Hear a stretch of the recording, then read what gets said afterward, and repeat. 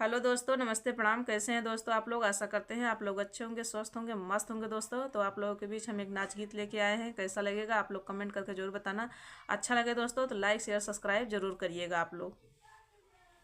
जुलूम कैले बा हमरी लाहुरी नना दिया, जुलूम कैले बा हमरी लाहुरी नना दिया।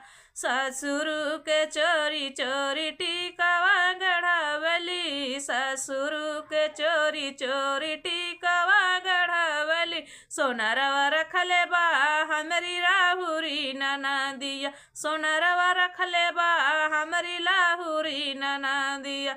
जुलूम कैले बा हमरी लाहुरी नना दिया, जुलूम कैले बा हमरी लाहुरी नना दिया।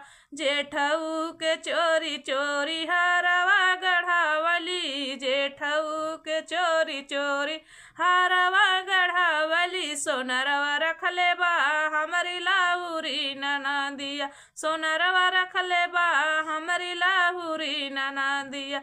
जुलूम कैले बा हमरी लाहुरी नना दिया, जुलूम कैले बा हमरी लाहुरी नना दिया। देवरू के चोरी चोरी नाथिया गढ़ावली, देवरू के चोरी चोरी नाथिया गढ़ावली। सोनरवा रखले बा हमरी लाहुरी नना दिया, सोनरवा रखले बा हमरी लाहुरी नना दिया।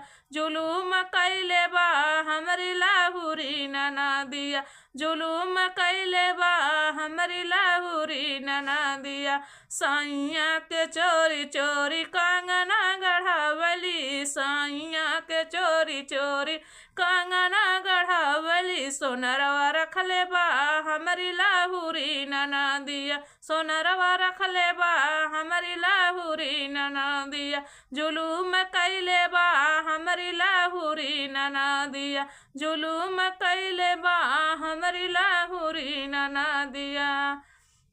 तो दोस्तों मेरा नाच गीत कैसा लगा आप लोग को कमेंट करके जरूर बताना दोस्तों।